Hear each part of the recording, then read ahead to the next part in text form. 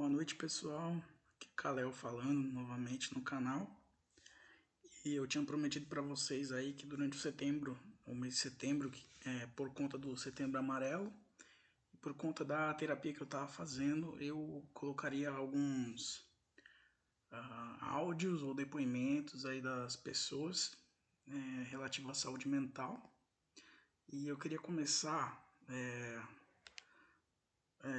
com uma história assim que aconteceu nesse mês. Não é um depoimento, mas eu acho importante dizer que uma pessoa que trabalha comigo chegou bem no começo do mês, assim, eu fui me comunicar com a pessoa, e a pessoa simplesmente chegou e falou: estou muito triste, meu, meu primo faleceu essa semana e ele tinha depressão e ninguém da família sabia disso. Então, assim, eu acho esse tipo de situação tão estranho, porque eu tava conversando com a pessoa e geralmente, né, se tem falado bastante sobre saúde mental, mas como essa pessoa que estava me contando isso me disse, a saúde mental ainda é um tabu, né? E a gente ouve tanto assim falar sobre isso que parece que todo mundo compreendeu que se deve falar sobre saúde mental, que você não deve guardar as coisas para si mesmo, mas ainda tem casos assim de que você vai ver e as pessoas elas não falam sobre seus problemas, apesar de todo o suporte e de ser uma coisa que está constantemente aparecendo na mídia, de todas as campanhas, né? Então, foi um caso triste assim no começo do mês, mas eu vou passar o primeiro áudio aqui, que foi um áudio que meu amigo André estudou comigo, ele trabalha no SUS e ele achou por bem passar um material da Prefeitura de Santos, né? Falando sobre a prevenção ao suicídio e um pequeno exercício também que eu vou mostrar como entrar, descobrir quais as unidades de saúde mais próximas para que as pessoas, se você tiver algum caso de ideação suicida, se estiver se sentindo muito deprimido ou esse tipo de coisa, saber como procurar ajuda e contar à disposição de pessoas que passam por esse tipo de situação. Depois dele eu vou contar alguns casos em que as pessoas não quiseram se identificar e alguns casos de conhecidos relativo a toque ou depressão ou a saúde mental, esse tipo de coisa. E por último, se eu não colocar em outro vídeo, eu queria mostrar o caso da minha mãe, porque eu insisti bastante assim para ela contar a história dela, porque a história de toque, do transtorno obsessivo compulsivo que ela teve, para mim é muito interessante e eu acho que pode ser útil também, porque entra novamente naquela questão de o diagnóstico ser uma coisa muito importante. Então vou colocar aqui o primeiro áudio do André, que é psicólogo, né? E que gostaria, né, de passar essas informações sobre como procurar ajuda para você ou para pessoas que estejam precisando.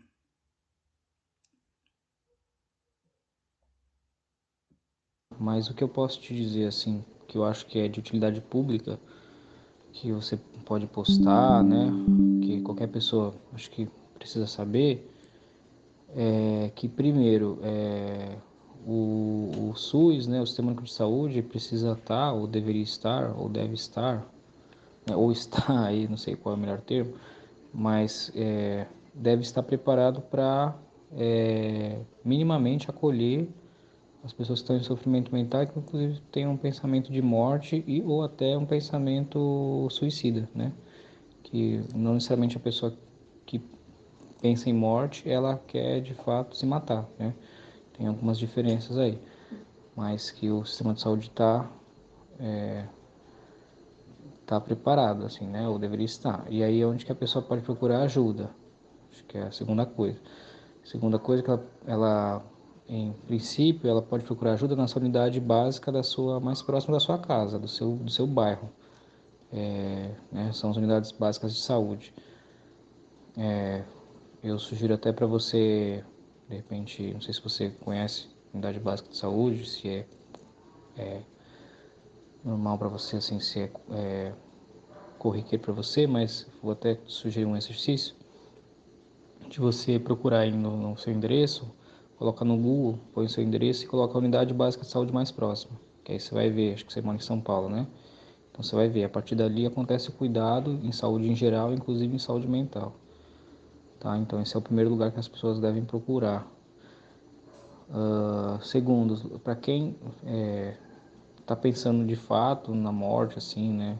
De forma mais constante, mais concreta, até no suicídio, aí você tem o centro de atenção psicossocial, também estão pelos bairros, é que eles são em menores quantidades, tá?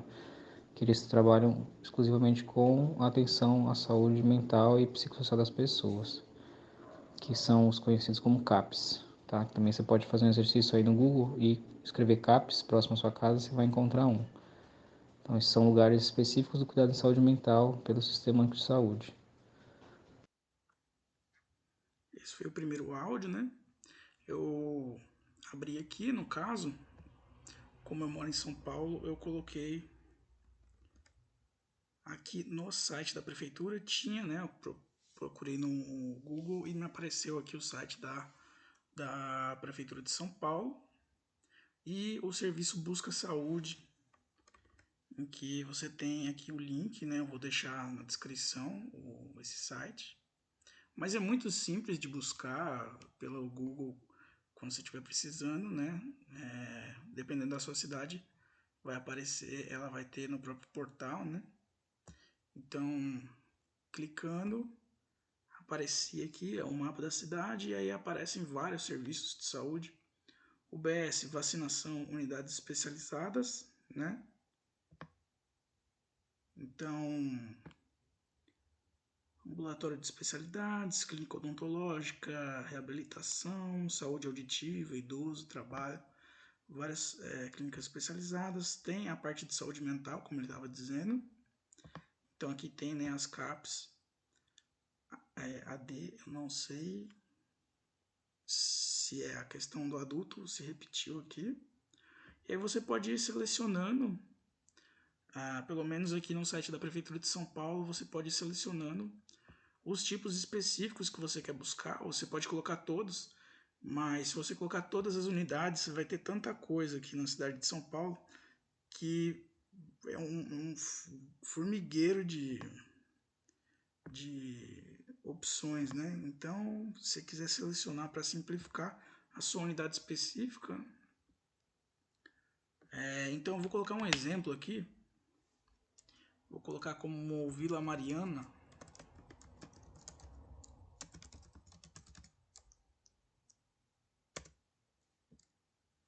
Aí pede um CAPTCHA, é simplesmente você preencher. E aí, quando você coloca todas as unidades, você vê que tem muita coisa aqui em São Paulo, né? Então você pode filtrar pelo tipo de serviço que você gostaria de utilizar. E aí você pode vir aqui no mapa, né? Você coloca o seu endereço e aí ele vai te ajudar a encontrar a unidade mais próxima. Quero tirar aqui todas as unidades para ficar mais simples.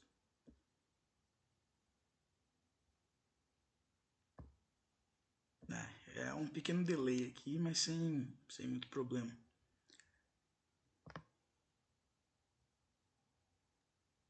Então, coloquei no CAPS, né? Por exemplo, aqui Vila Mariana no mapa.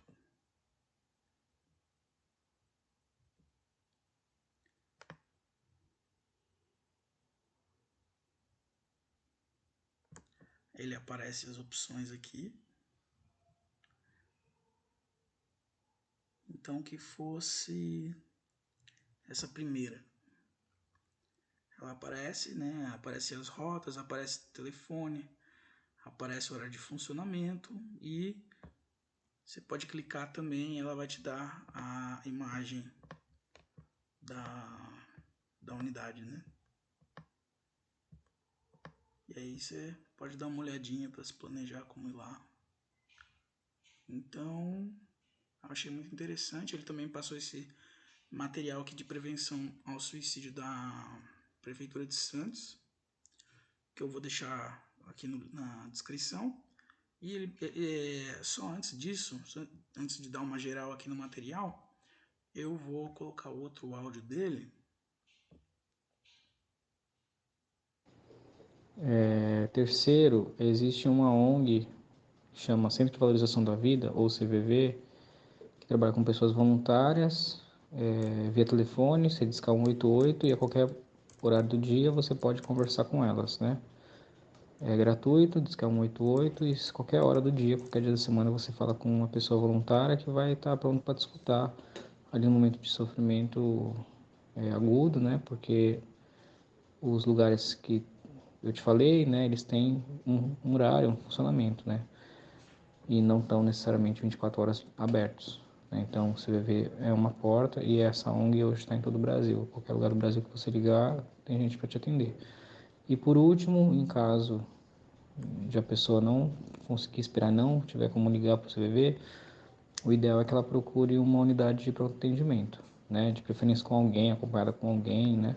Alguém da sua confiança, porque ou quem perceber, algum familiar ou algum amigo nessa situação, que leve a pessoa lá para quem não tem como esperar, assim, né? Não tem como você esperar, tipo, amanhã, sabe?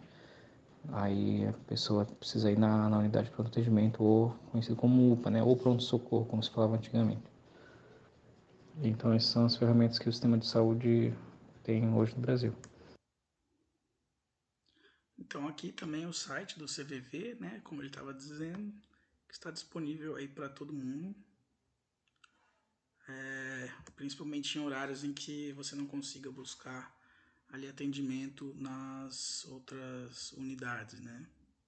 E aqui o material da Prefeitura de Santos, desse Setembro Amarelo, mais recente.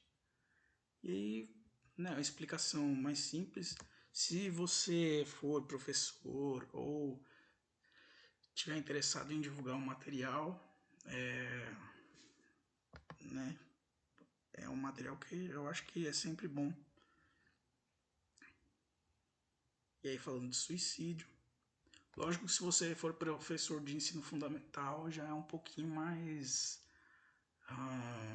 já é um pouco melhor pensar um pouco duas vezes antes de fazer isso e conversar com o pessoal antes de fazer a divulgação, porque você pode acabar colocando alguma ideia na cabeça da criança de que ela nunca pensou na opção, né, de ter de suicídio. É melhor você não criar essa ideia na cabeça dela. Mas para o pessoal que está ali, né, de adolescente, essa questão da saúde mental é sempre bom você estar fazendo a divulgação. É sempre aquele papo que a gente vê, né, de pessoa achar que é frescura, de não dar atenção quando acontece esse tipo de coisa. E por mais que a gente veja hoje em dia, né, se falando tanto sobre o assunto, né, ainda acontece com alguns casos em que a pessoa ela tem até vergonha de falar sobre isso, ou tem algum preconceito na família de achar que vou procurar um psicólogo, um psiquiatra, eu sou louco. Não, você não é louco, né? A gente procura um médico quando a gente está precisando de ajuda, a gente busca um médico. Então é só mais um serviço que nós temos à nossa disposição, né? E aqui tem sinais de depressão, para se estar de olho nas pessoas ao redor ou em você mesmo. Então, tristeza e depressão. Eu preferi estar morto.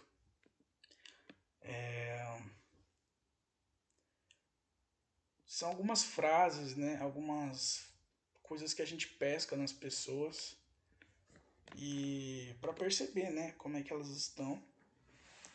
É sempre bom você conversar com essas pessoas, não deixar elas sozinhas, sempre confortar, dar um apoio e perceber o que está acontecendo. Porque às vezes a pessoa está passando por ali e a gente só percebe depois o que está acontecendo, né? Mas a gente tem que ficar sempre atento à possibilidade de que as pessoas ao nosso redor estejam precisando de qualquer tipo de ajuda. Então, o material aí que ele deixou, que esse aqui é de Santos, né? Mas você pode procurar na sua cidade também, procurar, coloca lá no Google. Se não estiver conseguindo, vá a uma unidade de saúde e procure ajuda ali também. Peça uma orientação sobre como usar os serviços. Às vezes a gente está tão atordoado que a gente não consegue nem fazer isso, né? Então, o meu mouse ele simplesmente parou de funcionar. O meu mousepad. Creio que seja por conta de alguma atualização aqui. Eu vou colocar um outro e vou ver se ele volta a funcionar. Porque ele realmente ficou rebelde aqui.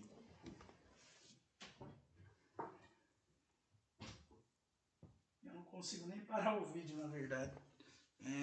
Um momentinho. Isso nunca acontece, né?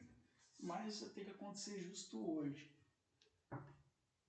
Então você já pode ir fazendo exercício enquanto eu procuro o amado mouse.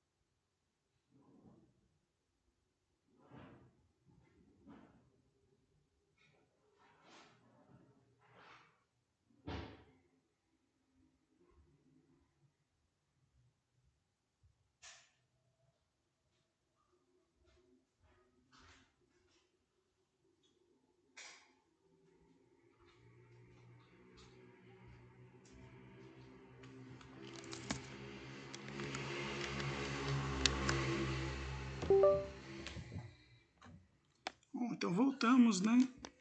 Incrível, isso não acontece há mais de um ano, mas resolveu acontecer justo agora.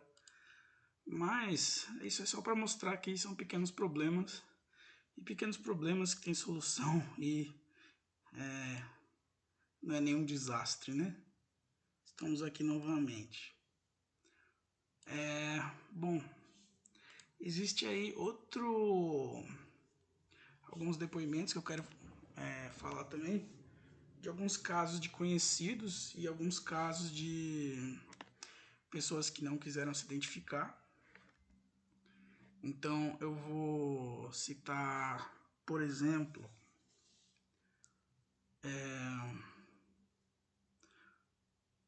vamos ver por quem eu posso começar. Vamos começar aqui por uma pessoa X, que ela não quis se identificar. E a história que ela contou, no caso, é uma história assim de muita gente que estudou com essa pessoa e é algo que a gente percebia já desde a época do colégio, de que a pessoa ela não conseguia se comunicar. Ela ficou, a gente estudou ali por uns 8, 9 anos na mesma escola, e se a gente ouviu essa pessoa falando 2 a 3 vezes foi demais. Porque a pessoa depois buscou ajuda e diz ter sido diagnosticada com síndrome de Asperger. Porém, quando estava no colégio, ela não conseguia se comunicar com nenhum dos colegas. No recreio, ficava sempre sentada ali no banco. E eu imagino, assim, como eu tive fobia social, que é uma experiência bem desagradável, porque quando você fica desesperado, né, sem conseguir sequer se comunicar com as pessoas que estão ao redor, essa pessoa tinha outros amigos e no predinho lá que morava e conseguia se comunicar com esses amigos, então pelo menos isso. Mas como eu já tive fobia social, eu sei que é uma sensação muito desagradável você estar em um lugar e não conseguir se comunicar com as pessoas em volta, né? Então, essa pessoa mandou alguns áudios. Deixa eu ver se eu consigo colocar aqui. Deixa eu só ouvir o conteúdo antes, para ver se eu me lembro se tem alguma coisa que precisa ser explicada ainda mais. Só um momento. Tá, eu me recordei aqui do áudio. A gente estava conversando, né, sobre nossas experiências assim de infância, né? E eu tava vendo como é engraçado que eu não tinha nada de grave psicologicamente na infância, mas eu tinha já a fobia social que eu não sabia que tinha. Então eu consigo me colocar muito no lugar dessa pessoa e eu acho que eu consigo entender bastante essa situação. E a gente estava conversando sobre as coisas que a gente sentia, né? Como eram parecidas. Aí eu falei assim, por conta de algumas situações, primeiro dia de aula, a partir da quinta, sexta série, toda vez que eu ia, nos primeiros dias de aula, eu sempre voltava para casa, porque eu sentia falta de ar, né? Era uma questão de ansiedade ali mesmo, que já mostrava que estava um pouco agravada a fobia social, embora eu nem soubesse que tinha aquilo na época. Então, comentando sobre o assunto, né? Aí ele tá explicando algumas coisinhas de como ele se sentia. Eu também. Na quinta, sexta, sétima, eu direto ia pra casa, né? Por causa de falta de ar, mas era emocional também. Teve um tempo que bateu uma depressão fodida. Foi na sexta série, né? Tipo, ainda era uma sexta-feira, o dia que eu mais gostava. Aí, tipo, tava voltando pra casa, né? Aí, tipo, parece que tudo apagou, assim. Como se não sobrasse nenhuma serotonina. Tudo tivesse apagado, tava um dia mó sol, assim. Era dia de jogar bola e tal. E eu, tipo, parece que tava em outra dimensão, velho. Não tava sentindo as coisas, né? Tava, sei lá, como se tivesse um fundo do poço, assim, que não conseguia ter sentimento. O sentimento que eu tinha era de desespero e tristeza. Aí ficou assim o fim de semana todo. Esse foi um áudio assim que ele mandou, e aí depois a gente continuou conversando por mensagens, né? E aí ele falou, e a gente nem imaginava o que tinha e o que o outro sentia na época, né? Então eram coisas bem simples assim, mas a gente nem sabia que tinha, né? O que que era, né? A gente era muito novo para saber. Eu acho que essa é a importância da divulgação das coisas de saúde mental. Porque quando você tem algo e você não sabe o que é, aquilo parece que fica 10 vezes mais pesado, né?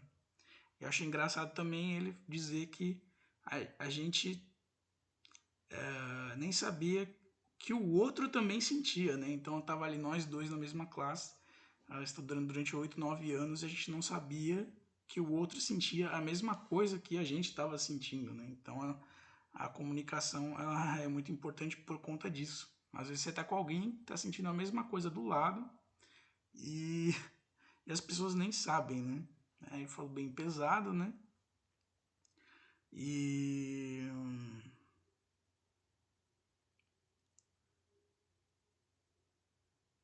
aí a gente começou a falar sobre depressão e, e ele dizendo que os primeiros pensamentos sobre depressão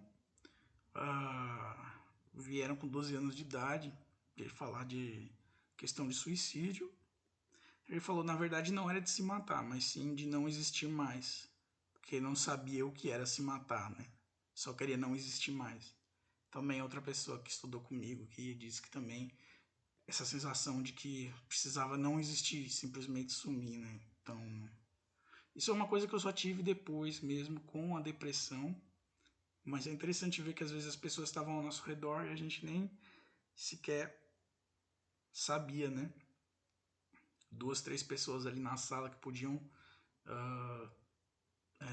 pelo menos não se sentir tão sozinhas e uma não tinha como ajudar a outra porque não tinha essa comunicação entre a gente ainda. A gente não era super amigo assim. No caso, esse colega ele consegue, né? Agora ele consegue se expressar melhor. Ele foi atrás de ajuda e ele tem algumas coisas que, apesar de não fazer um tratamento psicológico efetivo assim, tem algumas coisas que ele sempre faz que ajudam, né? Que é sempre se manter distraído. Ele faz muito exercício, que é ótimo por conta da dopamina, serotonina, né? Essas coisas, né? E questão de estar sempre ocupado, a música no caso, para uma pessoa que tem dificuldade de se expressar,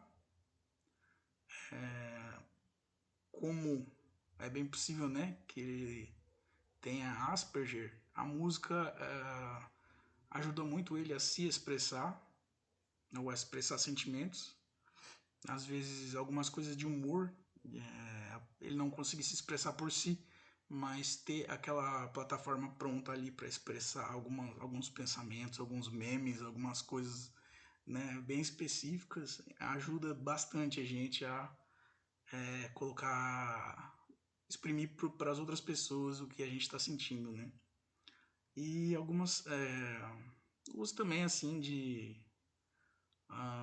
medicamentos naturais, fala muito sobre ora pronobis, substâncias que produzem um pouquinho mais também, né, de serotonina. Então, apesar de ele não ter, ele chegou a buscar uma vez ajuda, mas ele era tão travado psicologicamente que ele não conseguia nem se abrir com o psicólogo. Ele chegou na sessão e ficou quieto. Mas apesar disso, ele foi atrás e eu acho que isso é muito bom. A pessoa ir atrás de modos de se sentir melhor, de conseguir lidar com aquele problema sem ser uma coisa autodestrutiva.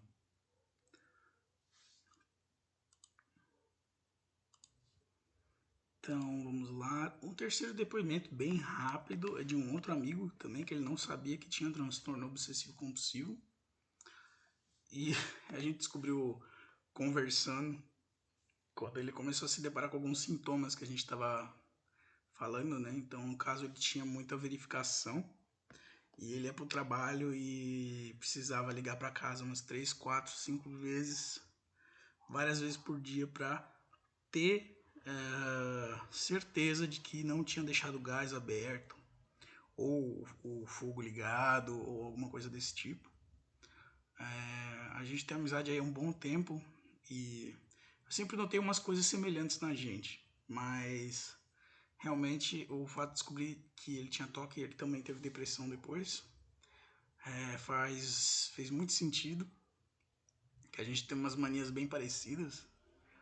E ele disse que depois disso, depois que ele soube, depois dessa nossa conversa, ele nunca mais teve esse tipo de verificação, porque ele começou a entender que aquilo era toque, né? Então, foi muito bom. Ele estava com fobia social também. Eu apliquei algumas vezes a terapia de prevenção, exposição e resposta e terapia comportamental com ele. Ele não estava com dinheiro para se tratar em nada. As filas estavam demorando muito e estava sem dinheiro para particular. E aí o que a gente fez foi que eu repeti alguns passos da terapia que tinham sido feitos comigo, com ele. Então, eu lembro que a primeira vez que eu fui tratar a fobia social foi comer em algum lugar público que eu quisesse, assim, com uma pessoa, né? Começando do básico, uma pessoa apenas. E aí eu falei, pô, vamos lá. Aí a gente foi, comeu. Depois disso, ele disse que foi ficando cada vez mais fácil. Então, a gente ainda tem dificuldades em lidar com as pessoas, mas eu acho que isso foi bem, ajudou bastante também. Terceiro depoimento, uma amiga que falou, pode usar as informações até o áudio, mas por favor não fala que fui eu, não foi o nome. Então foi engraçado, porque a primeira pessoa assim que eu fui conversar, e várias também depois falaram isso, tipo, não revela quem eu sou e tal. Aí o que é engraçado é que eu comecei a fazer esses vídeos como uma forma de terapia pro meu toque. O toque de catastrofização, de achar que alguma coisa terrível ia acontecer. E eu tava com muito medo de expor qualquer coisa, não conseguia nem colocar imagem. Eu não tô colocando imagem nesse vídeo, mas é porque a minha lâmpada ela tá parando de funcionar toda hora. E isso será consertado. Mas assim, eu estava com muito medo e muita vergonha de me expor, e aí eu fui vendo que eu já estava me expondo, já estava mais preparado que as outras pessoas que eu achei que eram assim mais que não fossem ter problema com isso. E as outras pessoas, assim, a maioria não quis se identificar ou não quis porque não queria que a família soubesse e coisas desse tipo. Eu achei engraçado porque eu que era a pessoa que tava com mais medo, no final das contas era eu que tava com coragem de assim, fazer os vídeos que eu fiz e tudo. Na verdade, assim, eu fiquei bem mal no começo com os vídeos que eu tava fazendo, mas depois melhorou bastante a ansiedade. Então, uma terceira pessoa aí, uma quarta pessoa, na verdade, ela disse assim, eu lembrei dela e fui atrás por conta de uma coisa que aconteceu há muitos anos atrás, acho que uns 5 anos atrás, em que ela tinha falado que simplesmente estava ali de boa, um dia normal, acordou e sentiu uma tristeza terrível e não passava, né? Eu já ouvi alguns casos assim, né? Então é a questão de uma depressão química, né? Provavelmente ali no corpo. E ela vem sem motivo nenhum, né? É simplesmente uma coisa de a química não estar sendo produzida. Depois ela foi procurar ajuda, mas disse que foi diagnosticada com transtorno bipolar e que foi buscar ajuda, mas que o remédio que ela tomava deixava ela pior. Assim, ajudou bastante no início, mas com o tempo foi deixando ela pior, pior, pior, e ela desistiu de tomar o remédio, porque um remédio era pior do que o outro, e ela simplesmente falou, não, a minha cabeça tá boa, eu não vou continuar tomando um remédio porque eles estão me deixando pior. Então, no caso, é um caso mais específico, né? Em que ela estabilizou rapidamente ali e achou que era melhor não continuar. E assim, É questão de médicos e profissionais de saúde que não olharam na cara da pessoa ou que não deram muita atenção. E aí a pessoa, quando saiu, inclusive rasgou lá a receita do médico. Mas aí, nesse caso específico, ela já estava se sentindo bem melhor. E ela tem uma série de pensamentos que confrontam assim toda vez que ela está começando a se sentir mal, de pensar, tá, mas eu não preciso pensar nisso aqui, eu não preciso ficar me preocupando com tal coisa. E ela tem levado a vida ali muito bem, trabalhando, sido produtiva e não tem mais tido esse tipo de recaída ou esse tipo de coisa. Um outro relato também foi uma questão de diagnóstico, porém um diagnóstico errado ali de transtorno bipolar, em que uma amiga disse que a mãe dela tinha sido diagnosticada com transtorno bipolar e deram um remédio que não fez bem para ela. E aí foi uma questão de diagnóstico errado mesmo, que deu uma certa dor de cabeça para a família. Mas é aquele negócio, né? Se você tem algum problema, é melhor você ir atrás de como solucionar. Então, né, se você tem um carro ali que não está funcionando, se você não cuidar do carro, você sabe que ele vai ficar sem freio, vai ficar sem o câmbio, né? Então, de algum modo você vai precisar consertar. Então, esses casos negativos, eles servem apenas para a gente ter um pensamento crítico e analisar ali, porque tem profissionais bons e ruins em todas as áreas, né? A gente fica de olho e eu acho que é muito bom assim a gente procurar informações online e tudo, mas aí a gente tem que ter um filtro também de entender, né? Quem é que está passando boas informações, quem é que está passando informações que não se aplicam ao nosso caso. Isso aí é um filtro que a gente vai pegando com a experiência, né? Então, às vezes, só de você pesquisar um pouquinho sobre um determinado tipo de problema mental que você tem, você já consegue lidar com aquilo muito melhor, né? Então, a internet é uma ótima ferramenta. A gente tem que ignorar certas coisas, né? Ou certas pessoas que estejam passando informações que não condizem, ou que às vezes até condizem, porém não se aplicam à nossa situação. E aí a gente coloca esse filtro, né? Então a pessoa assim, ela veio com um certo tom de agressividade no início, quando eu estava falando sobre isso, porque ela pensou que eu fosse falar sobre doenças mentais, esse tipo de coisa, sem ter um perfil de quem pudesse lidar com aquilo. Então ela ficou muito preocupada que eu fosse passar alguma informação errada. E como ela tinha sofrido por conta, né, de um diagnóstico errado lá,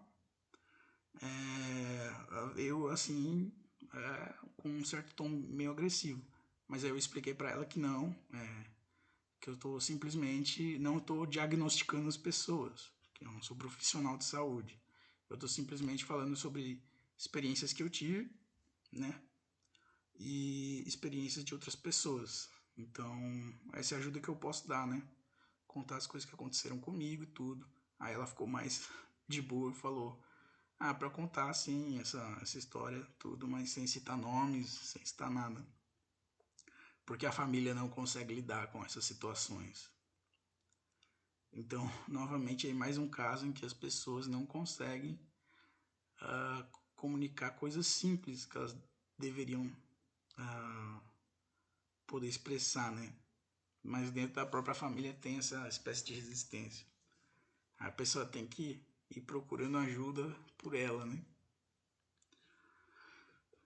Um outro caso, aí já é uma pessoa que tinha toque também, uma moça, e ela ela também não quis se identificar. Na verdade eu não consegui a permissão dela porque é o último ano de faculdade e ela provavelmente está muito ocupada para responder. Mas ela citou alguns casos interessantes, alguns pensamentos que eu tinha também. E ela tem o caso de toque com o tique também, né? Então, ficar apertando a mão, esse tipo de coisa. E ela disse que ficava cutucando o olho quando era criança. Tanto que uma vez ela pegou uma infecção no olho por conta disso. E ela tinha toques de pensamento assim que eram muito fortes, muito intrusivos. Ela não sabia o que era. Então ela achava que tinha feito alguma coisa que tinha ofendido Deus, e aí ela tinha que ajoelhar e mandar um beijo pro céu. Até que a família dela pegou ela fazendo isso e achou muito estranho. E ela também tinha pensamentos fortes, intrusivos, com temas tipo de coisas mais pesadas, assim, né? Toque sexual, no caso de incesto, esse tipo de coisa. E acho provavelmente por isso eu duvido que ela quisesse se identificar, mas é aquele tipo de questão. São pensamentos que a gente fica com vergonha de expor. E às vezes isso é pior, né? Mas como eu não estou citando nomes, eu acho que pode ser um caso útil. E depois que ela compreendeu que tinha toque também, e isso meio que passou, porque ela soube que a solução para quem tinha um toque mental muito forte é simplesmente ignorar os pensamentos, né? Então ela colocou isso na cabeça. Eu vou ignorar os pensamentos e não vou fazer nada, nenhum absurdo que a minha cabeça esteja querendo me mandar fazer. Então essa foi a solução dela, e ela disse que basicamente nunca mais teve esse tipo de coisa, porque ela acostumou a ignorar todo pensamento que vinha. Então ela não precisou fazer um tratamento específico voltado para isso. Ela não precisa tomar medicamento. Ela simplesmente foi um caso de sucesso ali de simplesmente conseguir colocar em prática uma coisa importante para quem tem toque, que é ignorar as coisas que estão vindo na sua cabeça e seguir adiante, né? Ela disse que provavelmente nunca vai precisar de medicamento, e assim a gente espera que seja o caso, né? Você desenvolver um controle mental de saber que nem tudo que você pensa é importante.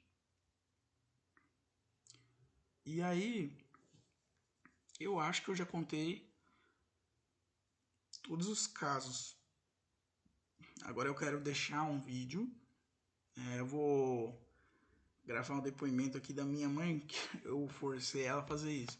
Porque a história dela é um caso muito interessante, e ela sempre ela viveu numa época, né, em que você não sabia, né, você não tinha informações, então ela passou assim mais de 10 anos sem saber que tinha toque, né? Então imagina.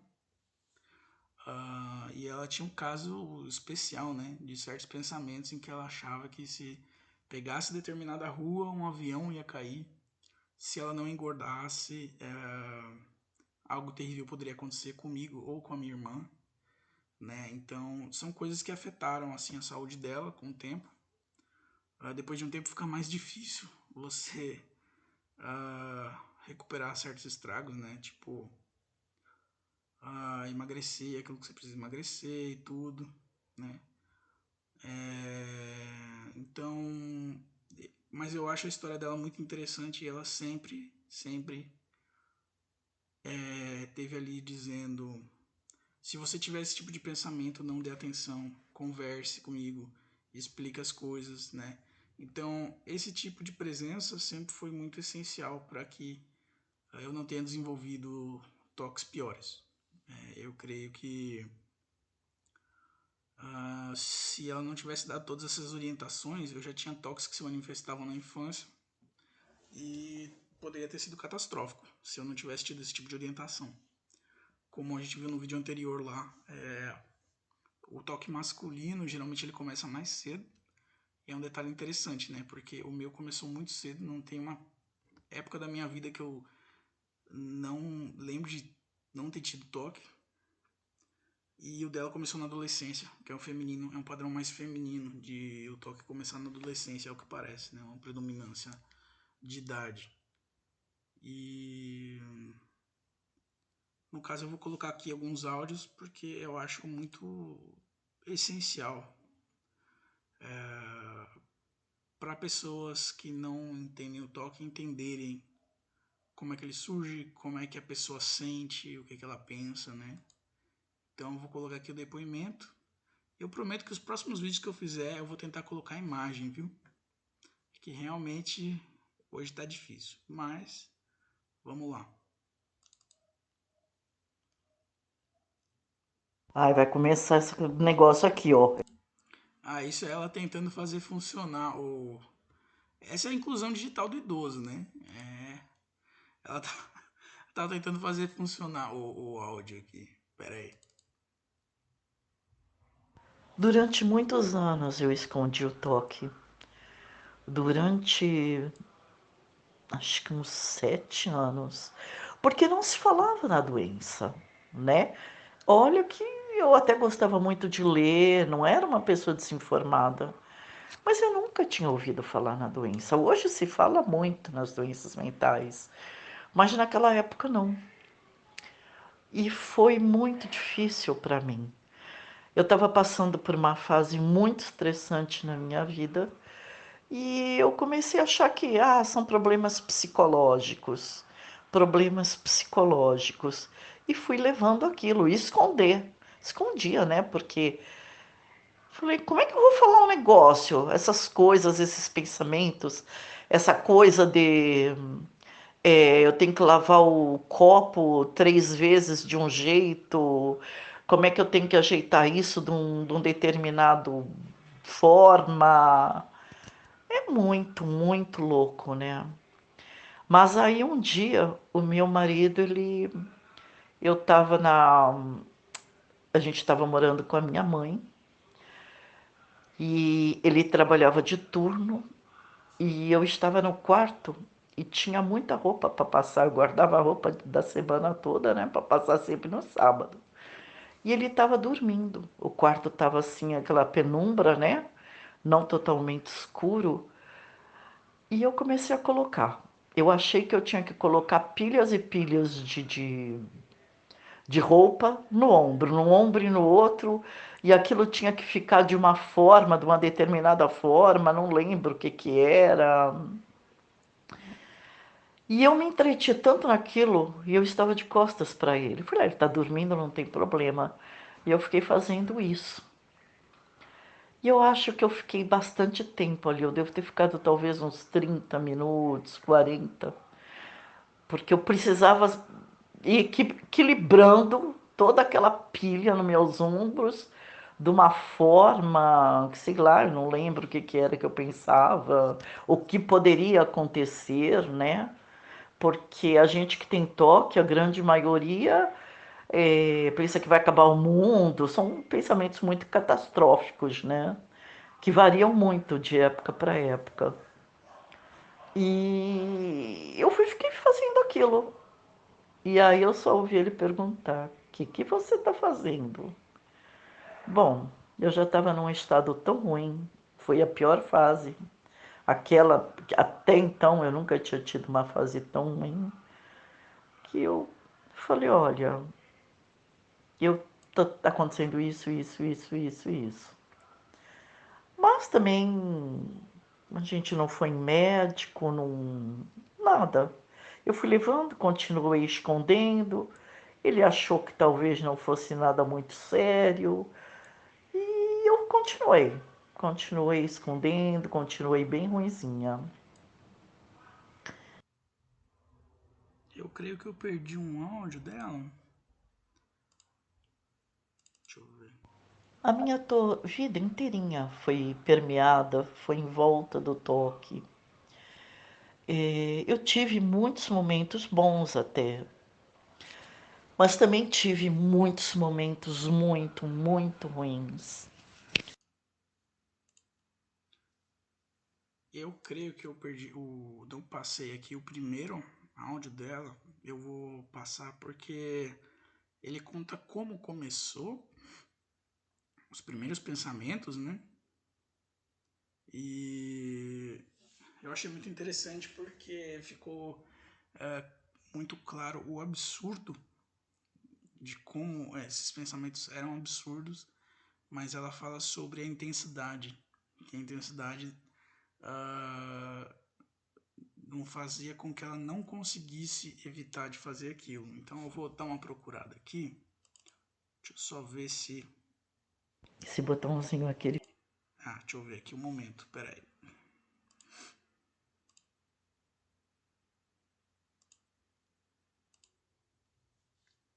Vamos lá. Anos. Já faz bastante. O toque surgiu quando eu tinha 19 anos.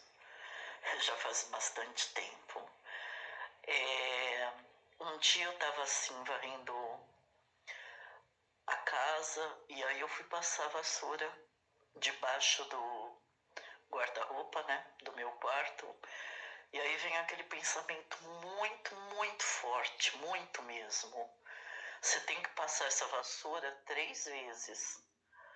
Eu pensei, que coisa mais ridícula, não tem fundamento uma coisa dessas, que é isso, eu não vou fazer isso.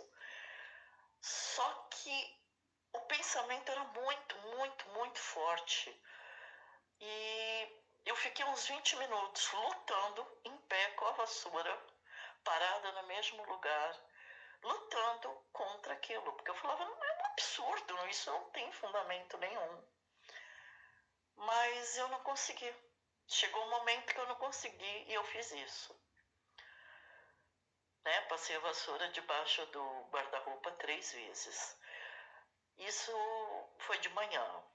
Quando chegou a noite, tinham me emprestado um livro do Sidney Sheldon e eu comecei a ler o livro. E me veio muito forte que eu tinha que ir no quintal queimar o livro.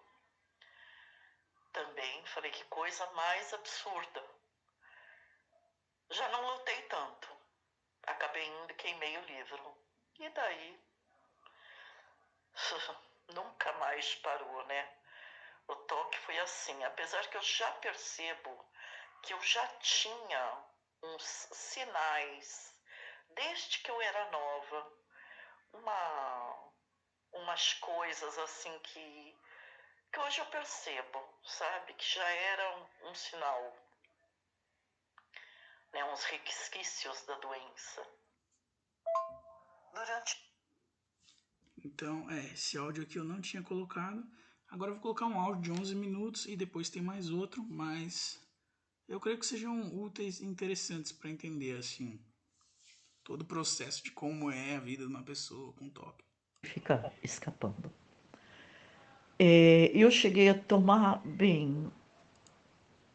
Um momento, acho que mais difícil para mim foi quando meus filhos eram bem pequenos.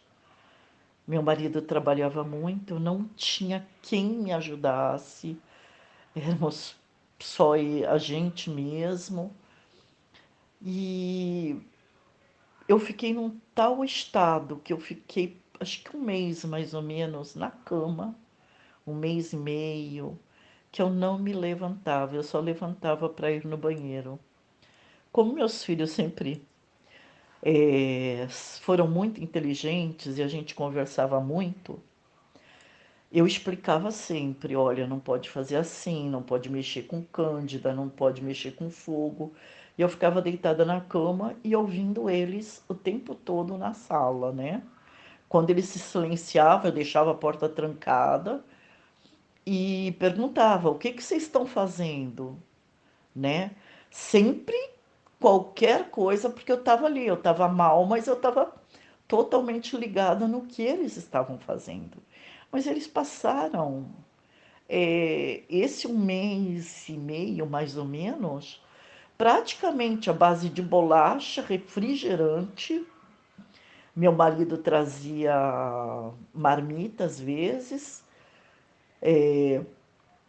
eles comiam, né, às vezes uma marmita, um negócio do trabalho que ele trazia, e assim foi.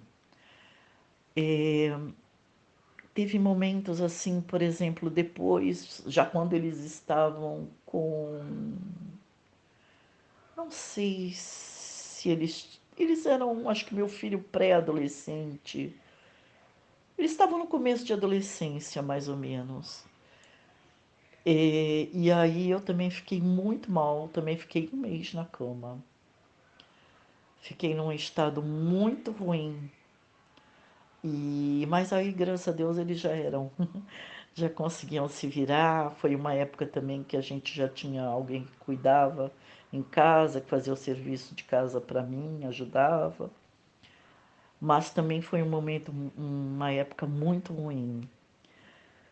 Eu digo que a vida da gente, quem tem uma doença mental, por exemplo, como a minha, que sempre foi muito acentuada, você não é metade de quem você realmente é, né? Se eu não tivesse a doença, eu conseguiria fazer muito mais coisas, seria muito mais ativa, seria diferente, né? Bem diferente, assim. Mas a vida da gente é muito. Quem tem uma doença mental, quando ela limita muito, como a minha sempre limitou, você sabe, você faz, digamos, você é 30% do que você realmente é. Eu tinha assim a impressão, às vezes, de que eu era a pessoa que mais sofria no mundo. As pessoas, elas me olhavam e elas viam um olhar perdido. As épocas que eu fiquei pior. Aquele olhar, as pessoas viam a tristeza nos olhos, né? Ah, um olhar perdido mesmo, sabe? Assim, longe. Porque a cabeça, ela não parava um segundo. Ela só parava quando eu conseguia dormir. Eu não conseguia mais. O meu pensamento o tempo inteiro, o tempo inteiro, o tempo inteiro era com relação a toque, fazendo as coisas do toque, um pouco mental, ou então o tempo inteiro fazendo coisas. Por exemplo, sobe essa escada 20 vezes e desce. Hoje você faz almoço, amanhã você não pode fazer almoço. Tá indo para o supermercado, não, essa rua você não pode ir, você tem que ir para outra. Só que isso era o tempo inteirinho. Mesmo eu conversando com as pessoas, ou vendo um filme, a minha mente estava dividida. Muitas vezes eu fazendo coisas do toque, disfarçando, né? Porque quem tem toque sabe, a gente disfarça. Então, por exemplo, eu tenho que pôr isso aqui, eu estou vendo um filme com a família. Eu tenho que pôr isso aqui, esse caderno que está aqui do meu lado, eu tenho que pôr para o outro lado. Então a gente disfarça, dá um jeito de fazer alguma coisa que os outros não percebam. Mas a mente está ali dividida o tempo inteiro. É muito difícil. Infelizmente, a vida dos meus filhos, né, foi muito impactada pela doença. Muito, muito mesmo. Do meu marido também, mas menos, porque o fato até dele ser um adulto, sair, trabalhar, conversar, é, já é diferente.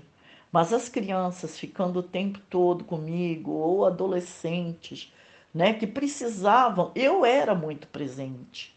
Mesmo assim, eu era muito presente. A não ser mesmo essa fase que eu fiquei esses 2 meses na cama de quando eles eram pequenos e depois já quando eles eram, né, no princípio da adolescência, realmente aí eu pouco me comunicava com eles. Mas eu sempre fui muito presente, então, mesmo com a doença, eu conseguia conversar bastante com eles, mas não deixou de ter um impacto muito negativo na vida deles, né? Eu digo que eles são muito normais, pelo que até eles passaram na infância. Assim, hoje o toque que eu tenho, ele é mais mental. Já há uns, sei lá, acho que uns 15 anos, ele se tornou mental. De uma certa forma, é melhor, mas é muito cansativo, cansa muito a mente. Mas ele se tornou mais mental. Que mais? Quando, então, as crianças eram pequenas, que eu fiquei esse um mês na cama, eu fiquei num tal estado que eu falei pro meu marido, eu era assim mais para católica, né? Hoje eu sou evangélica, mas eu na época era católica e liguei para um padre que tinha sido assim, ele era salesiano, né? Padre de jovens na nossa igreja, um senhorzinho, e falei para ele já morava em Santos. Eu descobri o telefone da, acho que era da igreja, eu não lembro o bairro. E aí eu conversei com este senhor, né? E falei para ele, olha, padre, eu preciso que o senhor me aceite. Arruma um convento, né? Para que eu e meus filhos vamos pro convento, porque eu estou sofrendo muito e tal. Mas que ele ficou enrolando, né? Claro que não ia arrumar um convento para eu ir. E isso foi, eu falei pro meu marido, eu vou. Nossa, foi uma fase assim terrível. Falei, eu vou pro convento e vou levar os filhos. Aí ele viu realmente o meu estado. E naquele momento ele olhou para mim e acho que a ficha dele caiu. Que acho que até aquele momento ele não tinha conseguido entender ainda. E ele então falou: você, por favor, deixa pelo menos eu ligar para uma assistente social, alguém para vir aqui. E aí, a assistente social chegou, conversou comigo. Vieram duas assistentes sociais, conversaram, falaram: a gente pode levar você para o psiquiatra? Falou: vocês podem, mas quando eu chegar, eu vou pegar as crianças e vou para o convento. Aí ela pegou e falou: tá bom. E aí me levaram no médico e o médico falou: você sente assim, assim, assim? E tudo que ele falava, eu falava assim. Ele perguntava, era tudo que eu sentia. Nossa, quando ele falou que era uma doença, nossa, acho que ninguém no mundo ficou tão contente em ser diagnosticado com uma doença. Então, ele disse para mim que era toque, me passou alguns remédios. Eu tomava 7 comprimidos por dia, que foi um combo, né? De remédios, né? Acho que eram 4 tipos e eram 7 comprimidos ao dia. Mas ajudou sim, mas não ajudava muito, digamos que uns 50%. Passei alguns anos assim, depois foi quando eu fiquei muito mal dessa vez que eu fiquei na cama novamente. E aí alguém me falou de uma de um médico que essa mulher estava com depressão, um mês na cama, não levantava, e ela com um comprimido, eu tinha ido nesse médico, com um comprimido ela tinha ficado boa. Então eu também resolvi ir. Aí fui nesse médico e realmente ele me deu um remédio. Ele falou: olha, esse remédio é caro, mas ele vai fazer a vez. Ele é novo, é um medicamento novo, e ele vai fazer a vez de todos esses comprimidos que você está tomando. Até melhor. Você quer? Aí eu falei: quero. E comecei a tomar esse remédio. Fiquei praticamente boa. Só que com o passar dos anos, ele começou a ficar acumulativo no organismo, a não fazer. Chegou uma época que ele já não fazia mais efeito, praticamente nenhum. E eu só dormia. Aí eu passei a dormir 24 horas por dia. Sabe, eu dormia, dormia, dormia, dormia. É... Então é isso. Foi muito difícil. Aí chegou num ponto que eu parei de tomar o remédio.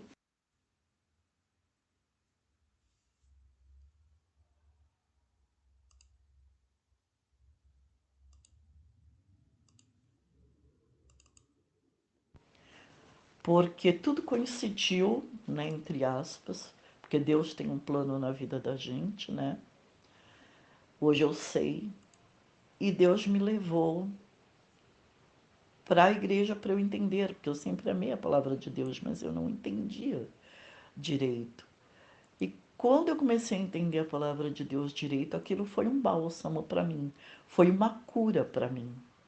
Foi como se eu estivesse tomando um remédio muito bom, porque começa a curar a gente, a nossa forma de pensar determinadas coisas. Mudou. Eu tinha voltado a encontrar aquilo que eu tinha encontrado quando eu tinha 13 anos, né? Quando eu li o Evangelho. Então, quando eu conheci a palavra de Deus, tudo foi mudando. Então, eu comecei a melhorar muito. Aí já não precisava mais do remédio, porque eu falei, olha, eu vou parar o remédio. Aliás, eu tinha parado o remédio uns dias antes de ir para a igreja. E aí tudo coincidiu. Eu fui, é, comecei a ter uma outra postura na minha vida, de enfrentar mais as coisas, de procurar sair um pouco mais. Então foi assim, juntou, sabe, tudo. E eu fui melhorando. De lá para cá, há 18 anos, eu estou muito bem. Fico fases muito difíceis. Quando veio a Covid, aumentou muito a ansiedade, né? Fiquei bem ruim, chorava muito. Fiquei bem atacada. Mas hoje eu já não fico mais na cama quando eu fico atacada do toque. Hoje eu fico ruim, mas eu não fico mais na cama, eu não passo 2, 3 dias desesperada, achando que o mundo vai acabar ou que isso, aquilo por minha causa. Entende? Hoje é tudo mais fácil, né? Eu creio que eu não tenho dúvida alguma, e 2 psicólogos, né, me falaram, uma psicóloga e um psicólogo falou para mim que remédio. Eu, assim, a terapia, a cognição, é um entendimento que a gente tem da doença e de lidar com ela. Isso eu estou aprendendo muito agora, isso está me ajudando muito.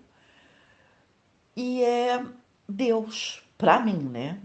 Tá? Para mim, tô falando aquilo que eu creio, para mim. É, claro que eu creio que para todas as pessoas faz bem, mas eu estou falando da minha pessoa. E colocando Deus nisso, que tem me orientado nesse tempo todo, eu não tenho dúvida alguma que foi Ele que me orientou, que foi Ele que me levou para a igreja, foi Ele que me deu direção de algumas coisas. Hoje eu percebo a mão dele muito em tudo. Então é isso. Eu espero que de alguma forma eu, este testemunho, este relato, né, depoimento, possa ajudar, nem que seja uma pessoa. Então, esse foi o caso da minha mãe, né? Eu achei muito importante ela falar sobre isso, porque é um caso bem específico, assim, faz a gente pensar, pelo menos faz com que eu pense que por milhares de anos não existiam psicólogos, psiquiatras, pessoas para ajudar a gente também. É assim, não existia um diagnóstico específico dizendo o que aquilo era. Então, era bem complicado. Se é complicado hoje, imagina naquela época. Eu digo que assim, eu vejo que existem alguns casos em que certas pessoas comentaram sobre a experiência religiosa ter sido prejudicial, mas eu vejo que em muitos casos, inclusive no meu também, a experiência religiosa ela foi muito essencial para ajuda também, né, no caso. Então, talvez varie da experiência que a pessoa teve, mas eu sempre acho válido também. E assim, eu creio que esse vídeo talvez ajude aí muitas pessoas, eu espero que sim. E é isso aí, pessoal. Eu tava bem cansado, tava desanimado, achei que não ia conseguir gravar nada hoje e conseguir botar tudo que todo mundo falou. E eu tinha prometido, não consigo ficar sem cumprir as promessas, né? Então tá aí um vídeo aí com depoimentos gerais de várias pessoas, de várias situações. E eu prometo que nos próximos vídeos eu vou também tentar ir melhorando agora. Quero aprender e aprendendo, se der, a fazer edição de vídeo e tentar ir melhorando a qualidade de pouco em pouquinho. Então é isso aí, pessoal. Até o próximo vídeo. Muito obrigado pela atenção.